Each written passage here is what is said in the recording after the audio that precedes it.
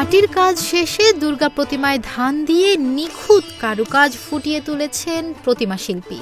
দুর্গা, লক্ষ্মী, সরস্বতী, গণেশ, কার্তিক সহ ৮টি প্রতিমা সজ্জিত করতে মোট ধান লেগেছে ৫০ কেজি। ভিন্ন সাজের এই প্রতিমা তৈরি করেছে নাটোরের লালবাজারের রবি সুতম সংঘ। প্রতি বছরই প্রতিমাতে নতুনত্ব আনার চেষ্টা করেন রবি সুতম সংঘ। এবছরে তারা সিদ্ধান্ত নেন ধান দিয়ে প্রতিমা সজ্জিত করার। সিদ্ধান্ত অনুযায়ী গত ৩ মাস ধরেই চলছে প্রতিমা তৈরির কাজ, আর গত ১ মাস ধরে চলছে প্রতিমাতে ধান লাগানোর কাজ। যেহেতু ধান লক্ষ্মী দেবীর প্রতীক, তাই তারা ধান দিয়ে প্রতিমা সাজাচ্ছেন। আমরা প্রতি বছরই প্রতিমাতে নিত্য নতুন কিছু একটা করার চেষ্টা করি। তো এই বছর কারিগরের সাথে কথা বলে, প্রতিমা শিল্পীর সাথে কথা বলে আমরা সিলেক্ট করলাম যে এবার আমরা ধান দিয়ে প্রতিমা করব।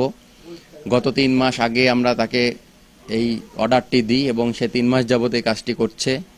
আর ১ মাস যাবত এই ধানগুলো প্রতিমার শরীরে একটি একটি করে লাগানো চলছে। তো আমরা যেরকম প্রতিমা চেয়েছি প্রতিমা সেরকমই হয়েছে। এমন আকর্ষণীয় ও শৈল্পিক কারুকাজে মুগ্ধ হচ্ছেন ভক্ত ও দর্শনার্থীরা। এই প্রথম নাটোরে ধান দিয়ে প্রতিমা সজ্জিত করা হয়েছে। বহু দূর থেকে এই প্রতিমা দেখতে দর্শনার্থীরা আসছেন এখানে।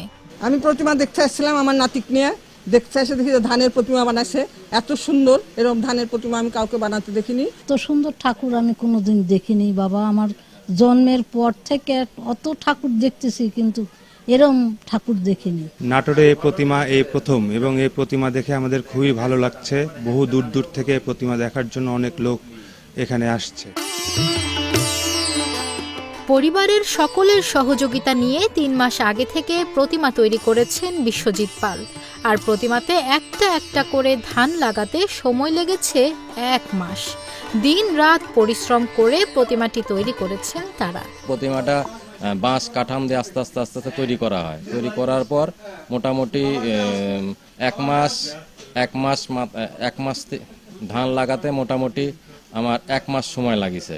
মোটামুটি টোটালি আমার অনেক দিনই সময় লাগিছে, কিন্তু মূল ধান লাগাতে আমার ১ মাস সময় লেগেছে। প্রতিমা তারও আগে থেকে আমার ৩ মাস আগে থেকে আমার প্রতিমা তৈরি হয়েছে।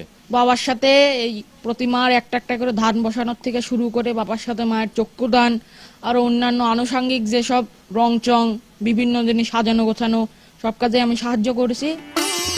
মঙ্গলবার দেবী দুর্গার বোধন, বুধবার ষষ্ঠী পূজার মধ্য দিয়ে শারদীয় দুর্গোৎসবের আনুষ্ঠানিকতা শুরু হবে। ১৩ অক্টোবর রবিবার বিজয় দশমীর মধ্য দিয়ে শেষ হবে দুর্গাপূজা। এবার দেবী আসছেন দোলায় আর যাবেন ঘটকে। নিশা মাহমুদা, ইন্ডিপেন্ডেন্ট ডিজিটাল।